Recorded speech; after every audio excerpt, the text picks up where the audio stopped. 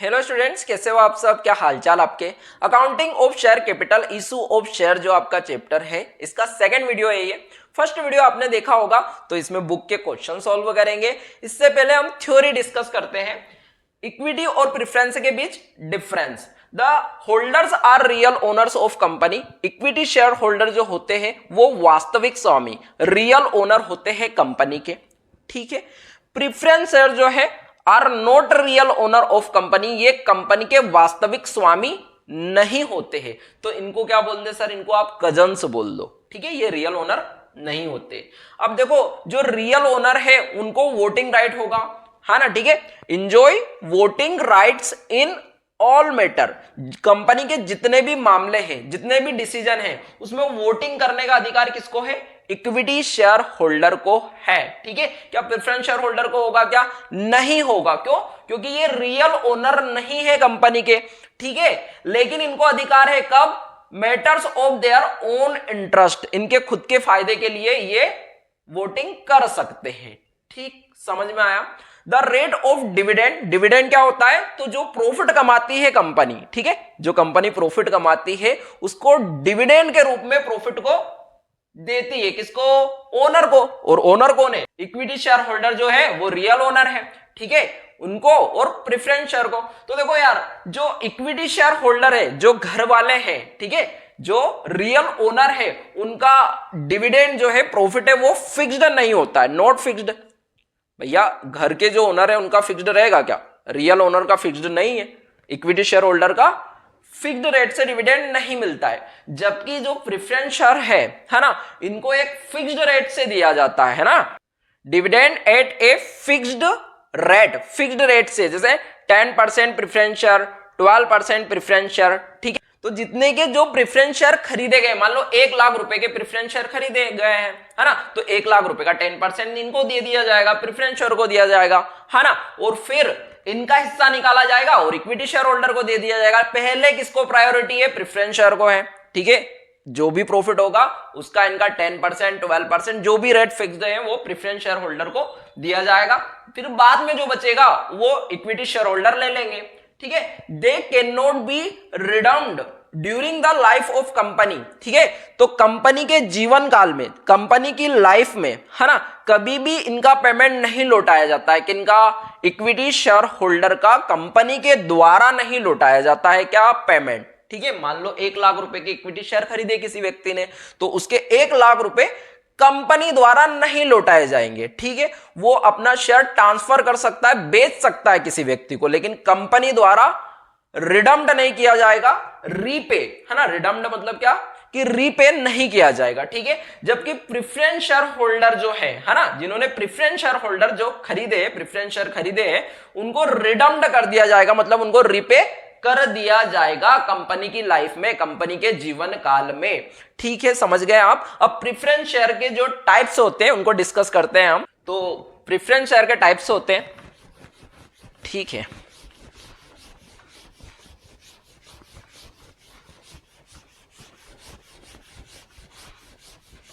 अब preference share के जो टाइप्स हैं, तो पहला पढ़ेंगे हम cumulative preference share. Cumulative preference shares. और नेक्स्ट जो है non cumulative, non cumulative preference share, preference shares. अब आप जानते हो कि प्रेफरेंस शेयर होल्डर को एक फिक्स्ड रेट से डिविडेंड मिलता है। जो प्रॉफिट होता है उसमें से एक फिक्स्ड रेट से डिविडेंड प्रेफरेंस शेयर होल्डर को मिलता है। अब ऐसा हो सकता है कि किसी ईयर कंपनी को प्रॉफिट ना हो, लॉस हो, या फिर इतना प्रॉफिट नहीं हो कि कंपनी प्रेफरेंस शेयर होल्डर को डिविडेंड दे पाए। तो ऐसी कंडीशन में जब प्रॉफिट होगा तब क्यूमुलेटिव प्रेफरेंस शेयर होल्डर को तो मिलेगा प्रॉफिट, लेकिन non cumulative preference share holder को नहीं मिलेगा।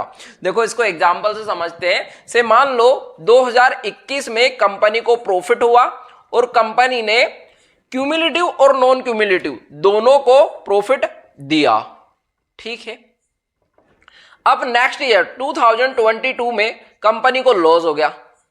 ठीक है, 2022 में कंपनी को लॉस हो गया और लॉस होने के कारण कंपनी ने प्रॉफिट नहीं बांटा। अब प्रॉफिट हुआ ही नहीं बांटेगी कंपनी, ठीक है, या फिर पर्याप्त प्रॉफिट नहीं हुआ तो नहीं बांटेगी कंपनी, ठीक है। अब नेक्स्ट ईयर देखना, नेक्स्ट ईयर 2023 में अगेन लॉस हो गया कंपनी को, ठीक है, पर्याप्त प्रॉफिट नहीं हुआ या फिर लॉस हो गया, ठीक है, 23 में भी, तो कंपनी फिर प्रॉफिट नहीं देगी, मतलब डिविडेंड नहीं देगी, है ना।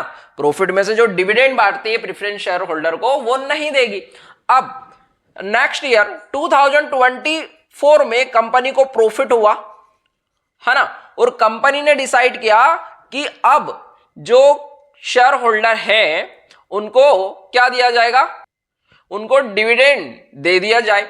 तो देखो कंपनी ने क्या करा, यहां पर जो डिविडेंड बना था क्यूमुलेटिव प्रेफरेंस शेयर का, मान लो वो 10,000 बना था, ठीक है, 10,000 इनका बना था, 10,000 इनका बना था, ठीक है। अब देखो इनको 10-10 के हिसाब से, मतलब 10,000 जो है 2022 का, 23 का और 24 का, तो एक साथ इनको मिल जाएगा। मतलब सर, मतलब जिस ईयर में लॉस हो गया था उस ईयर का भी जो है डिविडेंड, है ना, प्रॉफिट में से जो डिविडेंड, है ना, वो दे दिया जाएगा। तो कितना मिलेगा, क्यूमुलेटिव प्रेफरेंस शेयर को 30,000 रुपए मिलेंगे, जबकि जो नॉन क्यूमुलेटिव है उनको कितना मिलना चाहिए, सर इनको भी 30 ही दे दो, नहीं मिलेगा। जिस ईयर का प्रॉफिट हुआ है उसी ईयर मिलेगा, ठीक है। किसी ईयर मान लो प्रॉफिट नहीं हुआ, लॉस हो गया, है ना, या अपर्याप्त लाभ हुआ है, पर्याप्त लाभ, सफिशिएंट प्रॉफिट नहीं हुआ है, तो ऐसी कंडीशन में उस ईयर का प्रॉफिट नहीं मिलेगा, जिस ईयर प्रॉफिट हुआ है उस ईयर का डिविडेंड मिल जाएगा, ठीक है। समझ में आई बात आपको, क्यूमुलेटिव प्रेफरेंस शेयर और नॉन क्यूमुलेटिव समझे आप, ठीक है। अब नेक्स्ट टाइप हम पढ़ेंगे कन्वर्टेबल प्रेफरेंस शेयर, ठीक, चलो तीसरा है convertible preference share.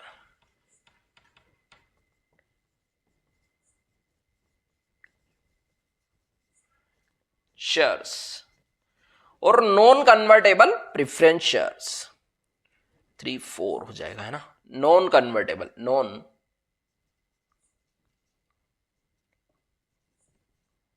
Preference share. अब कन्वर्टेबल प्रेफरेंस शेयर क्या है कि ये एक समय बाद इक्विटी शेयर में कन्वर्ट हो जाएंगे, बदल जाएंगे। जो कन्वर्टेबल प्रेफरेंस शेयर है वो इक्विटी शेयर बन जाएंगे, ठीक है, कन्वर्ट हो जाएंगे। जबकि नॉन कन्वर्टेबल प्रेफरेंस शेयर क्या है, ये इक्विटी शेयर में कन्वर्ट नहीं होंगे, ये प्रेफरेंस शेयर ही रहेंगे, ठीक है, समझ में आया। अब नेक्स्ट पढ़ेंगे हम participating, fifth, participating preference share, preference shares. और 6 होता है non participating, non participating preference share, shares. अब जो ये पार्टिसिपेटिंग प्रेफरेंस शेयर है, पार्टिसिपेटिंग प्रेफरेंस शेयर को ये अधिकार होता है, ये राइट्स होता है कि कंपनी को किसी ईयर सरप्लस प्रॉफिट हो। मतलब ये कि इन्होंने सभी शेयर होल्डर को डिविडेंड जो है प्रॉफिट बांट दिया, है ना, प्रॉफिट को डिविडेंड के रूप में सभी share holder, equity share holder, preference share holder को बांट दिया, इसके बाद भी सरप्लस बचा हुआ है और प्रॉफिट बचा हुआ है, तो उस प्रॉफिट में ये हिस्सा लेने आ जाते हैं, कौन, पार्टिसिपेटिंग प्रेफरेंस शेयर, ठीक है। तो इनको राइट है सरप्लस प्रॉफिट में से डिविडेंड लेने का, और लेंगे, एक फिक्स्ड रेट से तो लेंगे, मान लो 10,000 था इनका, 10,000 तो इनको मिलेगा ही, और लेंगे ये, है ना, सरप्लस में से। जबकि नॉन पार्टिसिपेटिंग प्रेफरेंस शेयर जो होते हैं इनको अधिकार नहीं होता है सरप्लस प्रॉफिट में से हिस्सा मांगने का। इनका जो हिस्सा है मान लो 10,000 है तो 10,000 लो और निकलो, है ना, इनको अधिकार नहीं होता है, जबकि पार्टिसिपेटिंग को होता है। तो ठीक है, अब हम नेक्स्ट टाइप पढ़ेंगे, तो ठीक है, तो मैं ये ऊपर से हटा रहा हूं, यहां पर हम नेक्स्ट टाइप लिखेंगे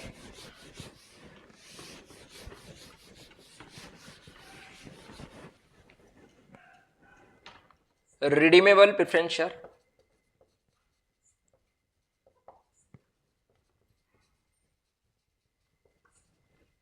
शेयर्स और इरिडीमेबल प्रेफरेंस शेयर,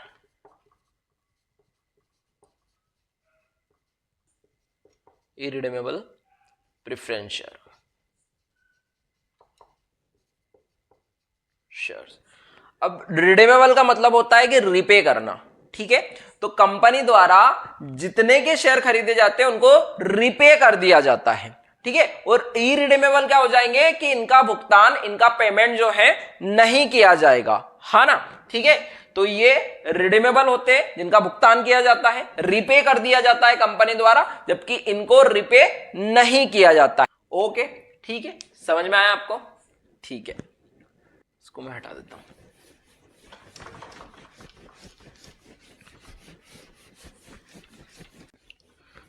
ठीक है, बुक के क्वेश्चन सॉल्व करेंगे। तो क्वेश्चन नंबर 12 और 14 हम सॉल्व कर चुके हैं।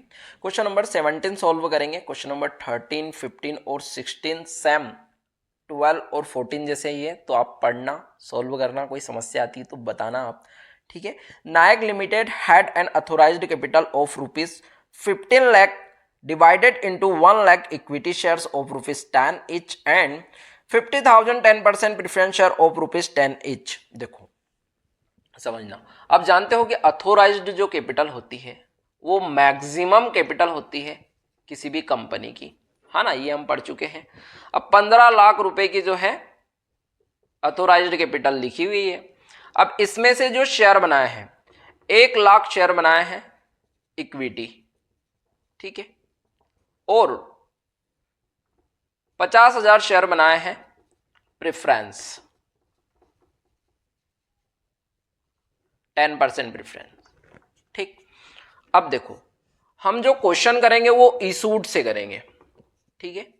इसमें से इशू कितने करे? जो 1 लाख शेयर बनाए हैं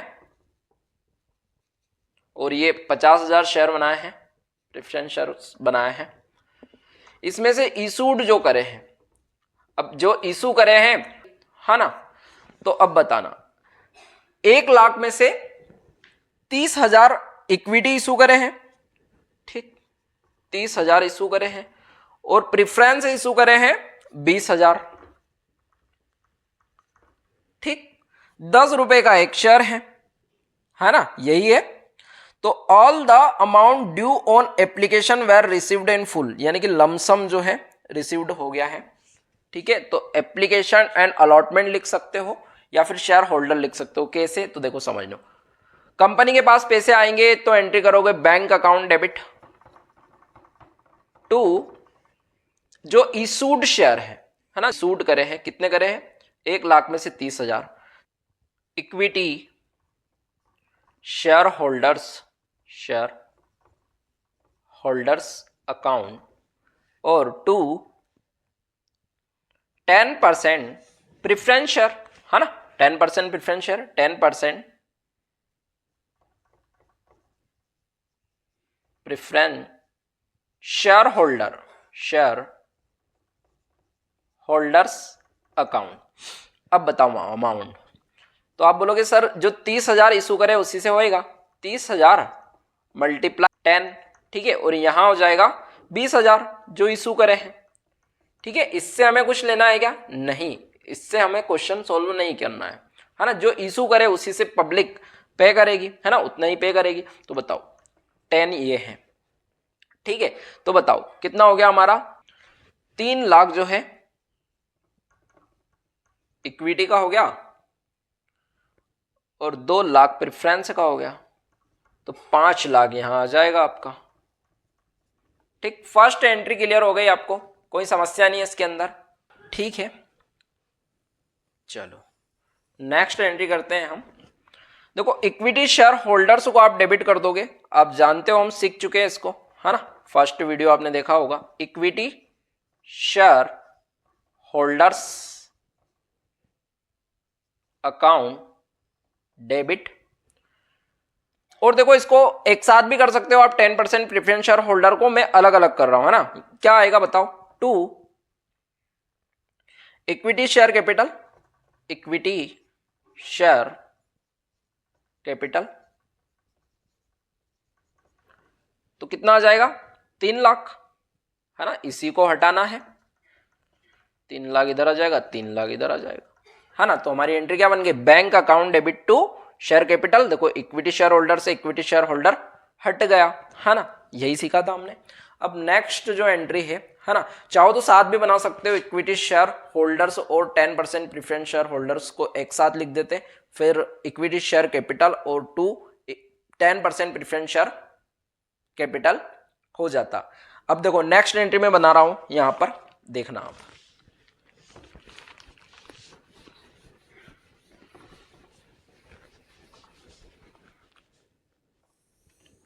तो ये फर्स्ट एंट्री हो गई हमारी, ये सेकंड, थर्ड यहां लिख रहा हूं मैं, ये 10% preference share holders account debit to 10% preference share capital.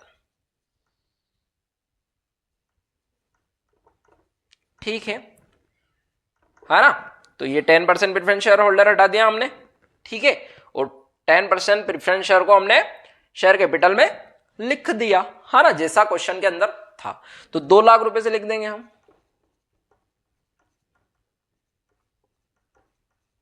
इसको साथ में भी कर सकते थे आप, ठीक है, क्लियर है। चलो नेक्स्ट क्वेश्चन पढ़ेंगे और सोल्व करेंगे, उसके पहले मैं इसको हटा देता हूं।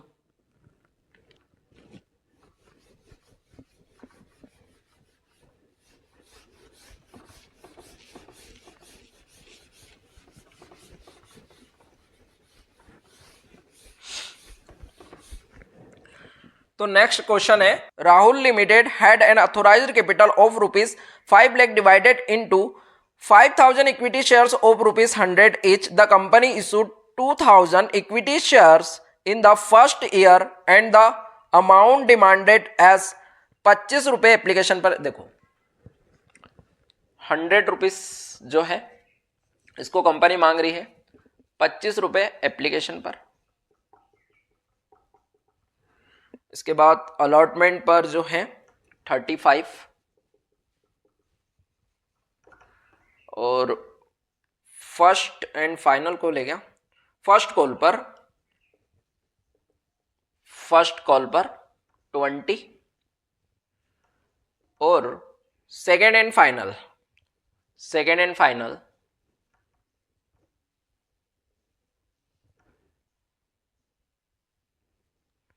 20 रुपीज। ठीक है, इशूड कितने करे, 2000, ठीक है, इशूड शेयर है 2000 इक्विटी शेयर जो है इशू करे हैं। तो कंपनी के पास पैसे आएंगे तो bank account debit,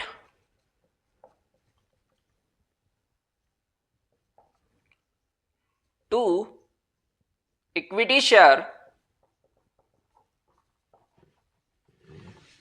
application account, application form के पैसे आए, ठीक है, 25 मल्टीप्लाई 2000, 50,000, ठीक है, 50,000, ठीक है, समझ में आया। देखो 2000 शेयर है और 25 के हिसाब से, ओके, नरेशन लिख देना, बिंग एप्लीकेशन मनी रिसीव्ड। अब नेक्स्ट एंट्री बनेगी equity share application account debit to equity share capital account, ठीक, और कितना 50,000 से, है ना, ठीक है, ये जो 50,000 है इसको हमने लिख दिया, है ना। तो बन गए हमारे entry bank account debit to equity share capital, equity share application से इक्विटी शेयर एप्लीकेशन हट गया, ठीक। आप जानते हो हमने फर्स्ट वीडियो में इसको डिस्कस किया था। अब अलॉट करेगी कंपनी तो ड्यू की एंट्री होगी पहले, equity share allotment account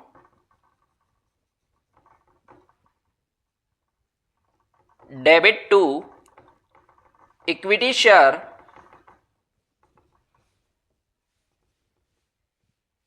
capital account, और कितना,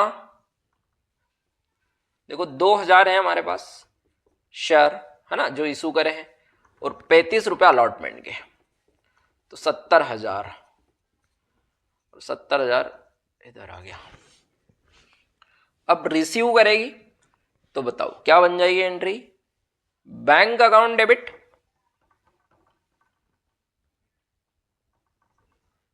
to equity share application, sorry allotment, equity share allotment, इसको हटाना हमें,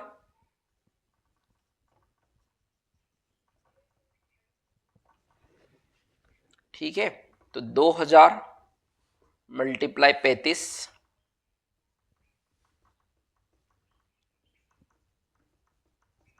है ना। देखो इक्विटी शेयर अलॉटमेंट से इक्विटी शेयर अलॉटमेंट हट गया, bank account debit to share capital. अब कॉल की एंट्री कर लेते हैं। तो ड्यू करेंगे, मंगवाएंगे शेयर होल्डर से इक्विटी शेयर फर्स्ट कॉल,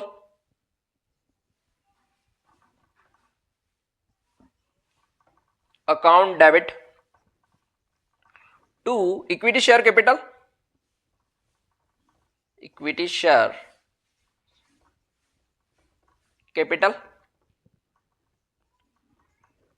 और बताओ कितना, 2000 शेयर हैं जो इशू करे हैं, और 20 रुपए इसके ऊपर, है ना, 20 रुपए जो कॉल के मांगे हैं फर्स्ट कॉल के, 40,000 यहां आ जाएगा और 40,000 इधर आ जाएगा।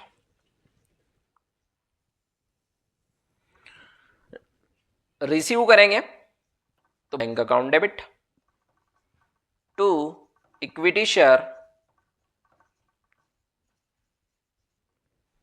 फर्स्ट कॉल अकाउंट,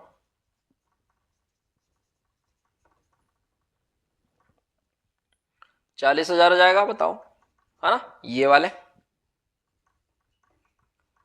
फिर वही एंट्री बन गई हमारी, है ना, इक्विटी शेयर फर्स्ट कॉल से इक्विटी शेयर फर्स्ट कॉल को हटा दो तो bank account debit to equity share capital बन गई हमारी एंट्री, है ना। चलो 2 एंट्री और करना है हमें, तो मैं ऊपर करूंगा, है ना, इसको हटा रहा हूं मैं।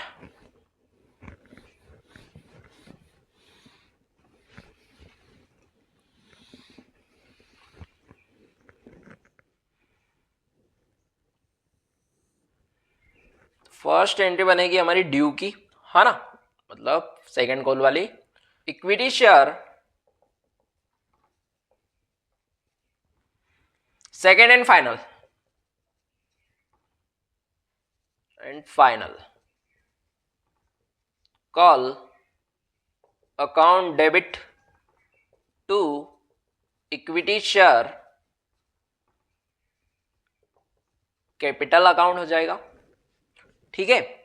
तो देखो 2000 शेयर हैं जो इशू करे हैं, और 20 रुपए के हिसाब से, है ना, मंगा रही है कंपनी, फाइनल कॉल के 20 रुपए हैं, तो 40,000 आ जाएगा। लास्ट बैंक अकाउंट डेबिट, पैसे आएंगे, ठीक है, सेकंड कॉल के to equity share second and final call, second and final call account, 40,000 debit में, 40,000, ठीक है। तो नेक्स्ट क्वेश्चन सोल्व करते हैं हम, प्रीमियम वाला है, ठीक है। तो समझेंगे, तो बोर्ड क्लीन कर देता हूं मैं।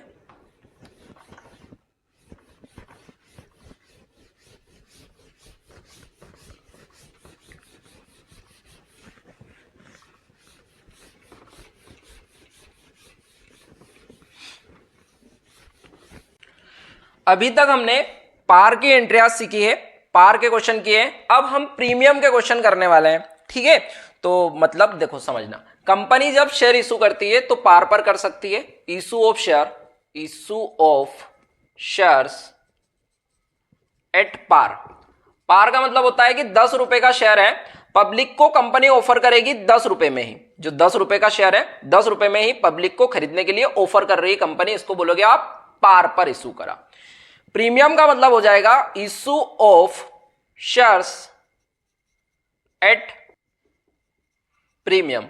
प्रीमियम का मतलब हो जाएगा कि जो 10 रुपए का शेयर था, ठीक है, फेस वैल्यू 10 रुपए की थी, ठीक है, अब पब्लिक को कंपनी ऑफर करेगी 10 रुपए से ज्यादा में, ठीक, 10 रुपए से ज्यादा मतलब 10 से 11 रुपए में कर सकती है, 12 रुपए में कर सकती है, 13 रुपए में भी कर सकती है, ठीक है, समझ में आई बात। तो जब ऑफर 10 रुपए से ज्यादा में करेगी तो प्रीमियम की अमाउंट ले रही, भैया कंपनी की रेपुटेशन है, कंपनी की रेपुटेशन है, कंपनी ने मेहनत करके रेपुटेशन बनाई है, पब्लिक खरीदना चाहती है शेयर इस कंपनी के, जो भी कंपनी है, तो वो कंपनी क्या बोलती है कि मेरा 10 रुपए का शेयर मैं 12 रुपए में इशू करूंगी, है ना, जस्ट एग्जांपल। अब देखो जो प्रीमियम की एंट्री होगी वो ड्यू के साथ होगी, ठीक है, शेयर कैपिटल लिखते हो आप, शेयर कैपिटल के साथ आप लिखोगे प्रीमियम, है ना, टू सिक्योरिटी प्रीमियम रिजर्व, अभी हम करके देखेंगे। अब क्वेश्चन के अंदर कोई जानकारी नहीं है, प्रीमियम तो दे रखा है लेकिन जानकारी नहीं है कि एप्लीकेशन के साथ लिखना है, अलॉटमेंट के साथ लिखना है, कॉल के साथ लिखना है, तो आप लिखोगे हमेशा अलॉटमेंट के साथ, ठीक है। क्वेश्चन नंबर 20 हम पहले सोल्व करते, फिर 19 सोल्व कर लेंगे, तो ठीक है। अब देखो इसमें एक और बात याद रखना ऐसे नॉलेज के लिए कि कंपनी एक्ट 2013 के पहले, है ना, जो डिस्काउंट पर इशू कर सकती थी कंपनी, डिस्काउंट का मतलब होता है कि जो 10 रुपए का शेयर है 8 रुपए में इशू कर सकती थी कंपनी, लेकिन अब ऐसा नहीं कर सकती, डिस्काउंट पर इशू नहीं कर सकती कंपनी, ठीक है, तो issue of share at discount नहीं कर सकती कंपनी, ठीक है। अब क्वेश्चन नंबर हम 20 को सोल्व करेंगे, तो जो प्रीमियम के बन रहे क्वेश्चन इनको सोल्व कर लेंगे। सद्भावना company issued 5000 share of ₹20 each eight ₹12, 20 रुपए का शेयर था, 22 रुपए में इशू किया है, मतलब 2 रुपए प्रीमियम है, ठीक है। The amount due on application वास ₹6, एप्लीकेशन पर 6 रुपए मंगवाए, देखो लिख देता हूं, एप्लीकेशन पर 6 रुपए है, अलॉटमेंट पर प्रीमियम सहित इंक्लूडिंग प्रीमियम, है ना, ठीक है, अलॉटमेंट पर 10 रुपए तो अलॉटमेंट के और 2 रुपए प्रीमियम के। फर्स्ट एंड फाइनल कॉल है, फर्स्ट एंड फाइनल कॉल 4 रुपए, ठीक, ओके, और 5000 शेयर इशू करे हैं कंपनी ने, 5000 शेयर इशू करे हैं कंपनी ने, इक्विटी और प्रेफरेंस नहीं लिखा है तो हम शेयर ही लिखेंगे। तो चलो, कंपनी के पास पैसे आए तो बैंक अकाउंट डेबिट, ठीक है, और बन जाएगी entry share application account, application form fill up करा होगा तो एप्लीकेशन अकाउंट, ठीक। अब बताओ 5000 शेयर इशू करे हैं, ठीक है, 5000 इशू करे हैं कंपनी ने, और 6 रुपए एप्लीकेशन पर, मतलब 30,000 रुपए, ठीक है, इधर भी आ जाएगा 30,000 रुपए, being application money received narration हो जाएगी। चलो नेक्स्ट, अब एप्लीकेशन को डेबिट करोगे आप, शेयर एप्लीकेशन अकाउंट, है ना, आप जानते हो इस चीज को, हमने सीखा है, एप्लीकेशन अकाउंट डेबिट टू, बताओ क्या आ जाएगा, share capital account, capital account, और मैं इंक डालता हूं,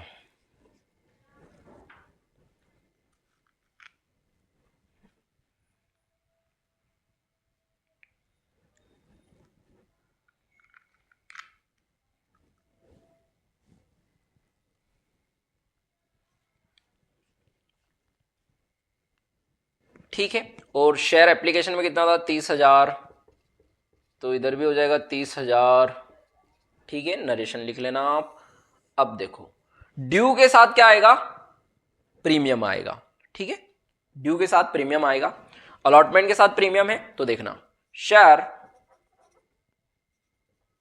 अलॉटमेंट, कंपनी पब्लिक से पैसे मांगेगी, है ना, इंफॉर्मेशन भेजेगी, ड्यू आप जानते हो, हम पहले सीख चुके हैं, तो share allotment account debit to share capital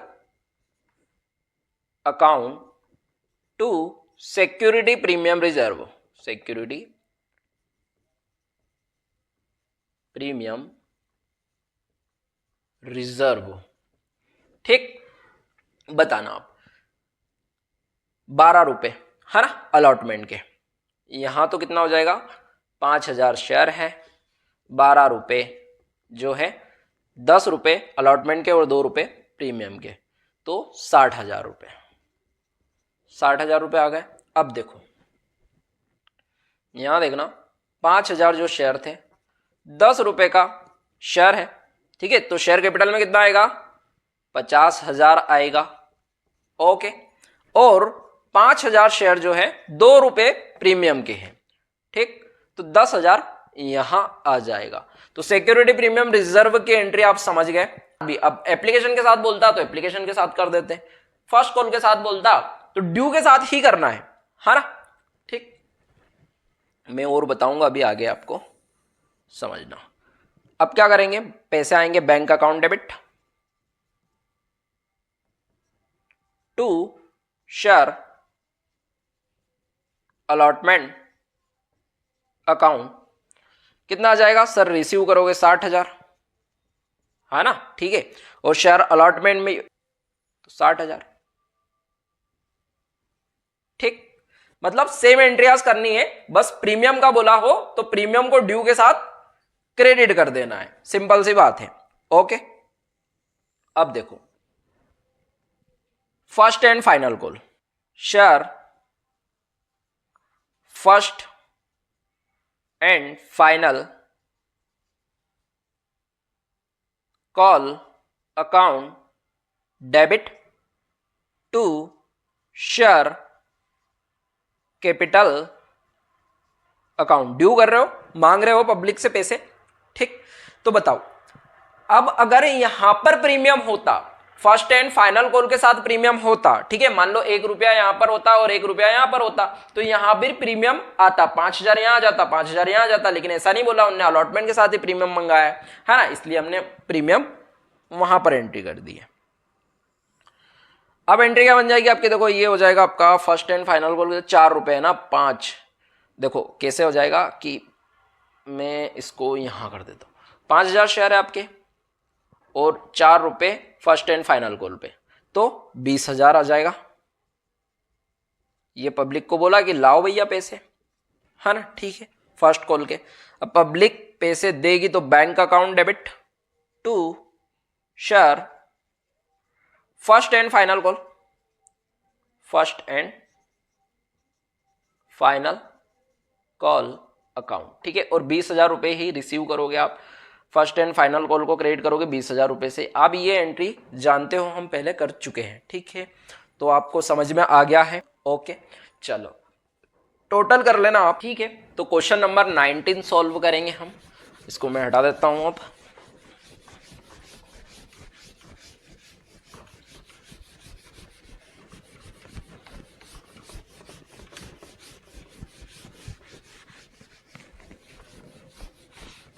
देखो क्वेश्चन नंबर 19 जो है आपका,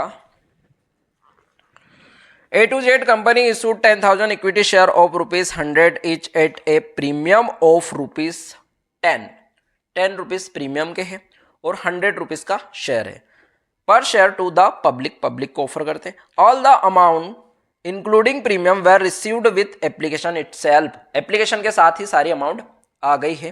तो जनरल एंट्री पास करना है, तो देखो कंपनी के पास पैसे आए, bank account debit to equity share है, इक्विटी शेयर है, equity share application, application and allotment, ठीक है, क्योंकि अलॉट भी अभी कर रही है कंपनी, है ना, एप्लीकेशन के साथ ही पैसे आ गए तो अलॉट भी अभी कर रही है, ओके।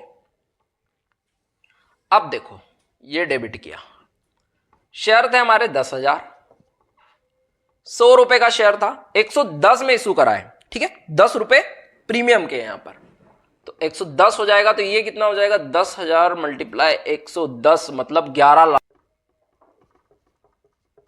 ठीक है, 11 लाख हो गया, यहां भी वही, ठीक है। चलो अब इक्विटी शेयर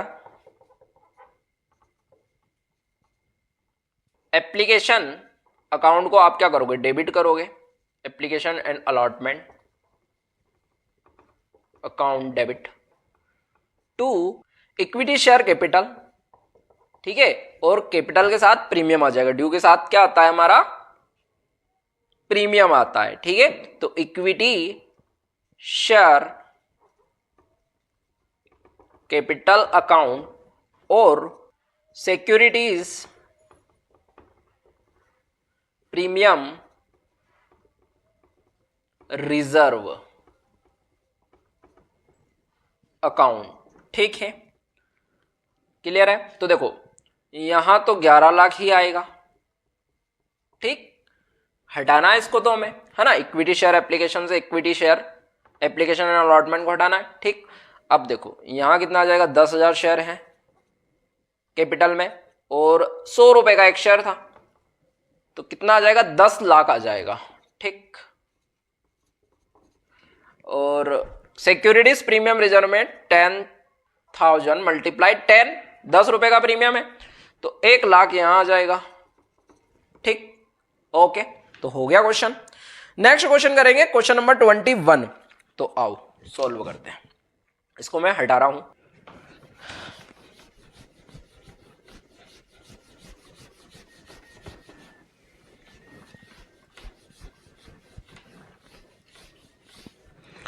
चलो question number 21, B limited issued 10,000 equity share of ₹10 each at premium of ₹2 per share.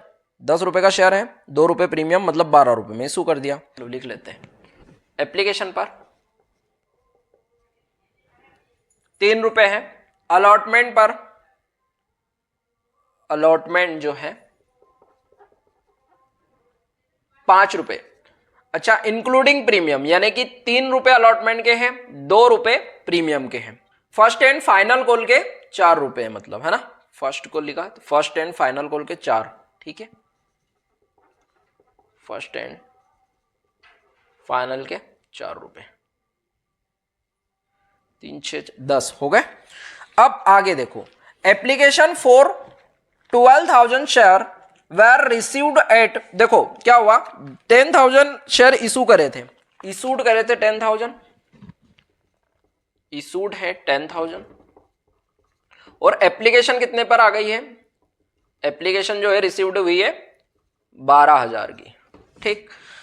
अब बोला है क्वेश्चन में कि 6,000 वेर रिटर्न, 6,000 रुपीज रिटर्न करे हैं और शेयर कितने, 2,000, 2,000 जो शेयर है उनको रिटर्न कर दिया है, रिटर्न कर दिया है, रिटर्न 2,000 शेयर, 2,000 शेयर को रिटर्न कर दिया। आप किस तरीके से करेंगे, क्या करेंगे समझते हैं।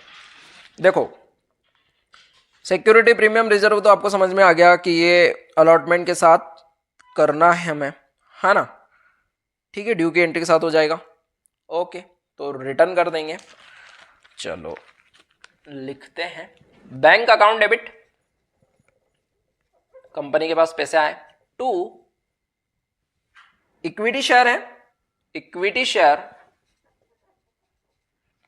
एप्लीकेशन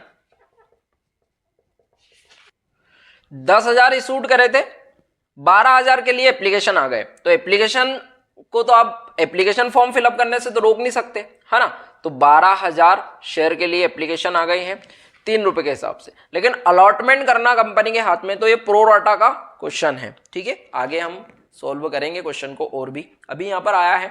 तो रिटर्न करने का बोला है, कंपनी प्रो राटा में अलॉटमेंट के साथ एडजस्ट का भी बोल सकती है, तो वो जो केस बनते हैं समझेंगे उस टाइम। अभी यहां पर समझो कितना हो जाएगा, 36,000 हो जाएगा, है ना, 12,000 है 3 रुपए के हिसाब से, तो 36,000 हो जाएगा, 36,000 यहां हो जाएगा, एप्लीकेशन फॉर्म के आया है, ठीक है। चलो एप्लीकेशन पर पैसे आ गए।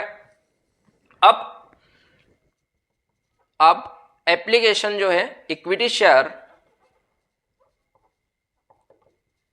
एप्लीकेशन अकाउंट को डेबिट कर दोगे और इक्विटी शेयर कैपिटल में ट्रांसफर करते हो आप, कैपिटल अकाउंट, ठीक है।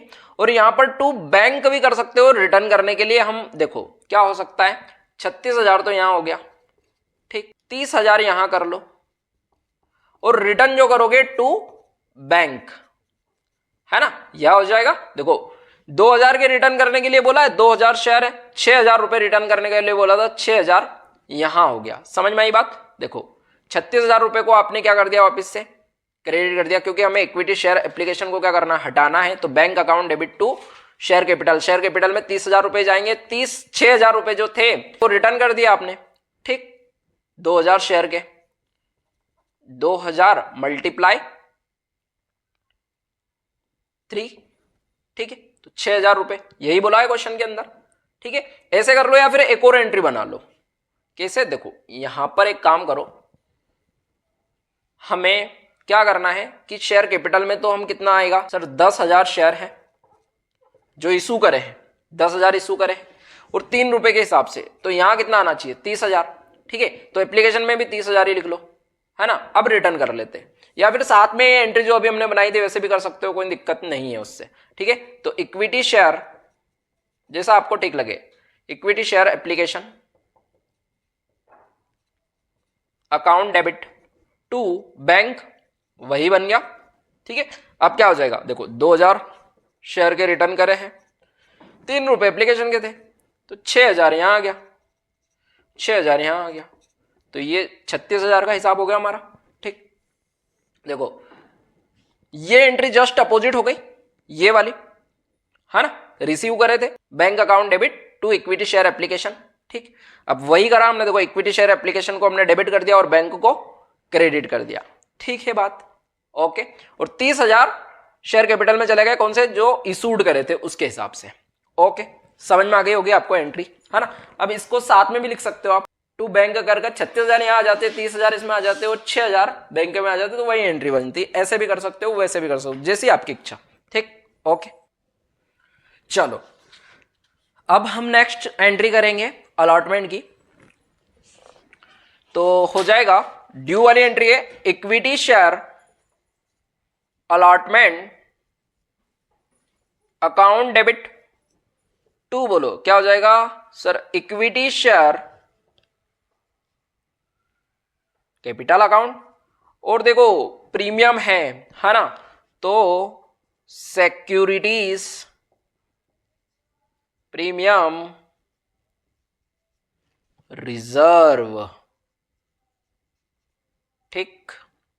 तो बताओ अलॉटमेंट में कितना आ जाएगा, तो ये तो आ जाएगा सर, शेयर है हमारे 10,000, है ना, जो इशू करे, अब तो वैसे ही होएगा, इशू जो करे 10,000 और 5 रुपए प्रीमियम सही, तभी तो जो अलॉटमेंट में लिखोगे आप, तो कितना 50,000 आ गया।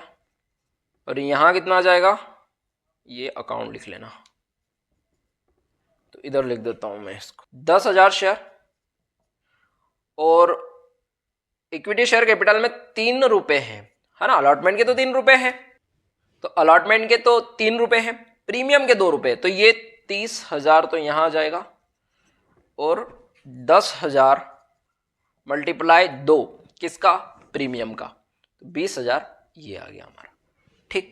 समझ में आ गया, ओके। अब रिसीव वाली एंट्री करते हैं, बैंक अकाउंट डेबिट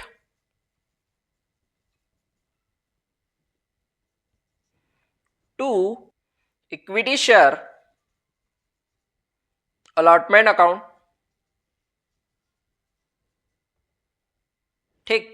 और कितना आ जाएगा, 50,000, रिसीव तो 50,000 करोगे, है ना, ये वाले 10,000 मल्टीप्लाई 5, और शेयर अलॉटमेंट में, इक्विटी शेयर अलॉटमेंट में भी 50,000, ठीक। समझ में आ गया होगा आपको, है ना, ठीक है। अब फर्स्ट कॉल की एंट्री करनी है हमें ना, चलो कर लेते हैं। ऊपर से मैं एप्लीकेशन की एंट्री हटा देता हूं ताकि 2 एंट्री अच्छे से बन जाए।